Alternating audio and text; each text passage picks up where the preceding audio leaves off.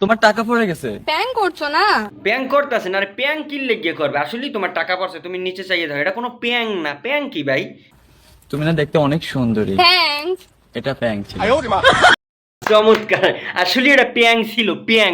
এটা হচ্ছে অপু ভাই, অপু ভাইয়ের সেই পুনর্জন্মকালের সেই যে ভিডিওটা, বিভিন্ন কায়দায় বিভিন্ন কষ্ট, অনেক কষ্ট করে অপু ভাইয়ের এই ভিডিওটা খুঁজে পাইলাম। বেটা অপু ভাই দেখছো, অপু ভাই আগে আসলে প্যাং, এখন ইয়ে গেছে ঠ্যাং। বলেন কি?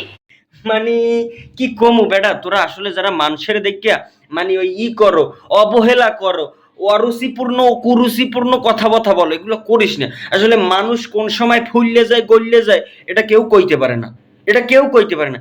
এই অপু ভাই যে আগে প্যাং করতো, হে এখন গেছে ঠ্যাং কইয়া।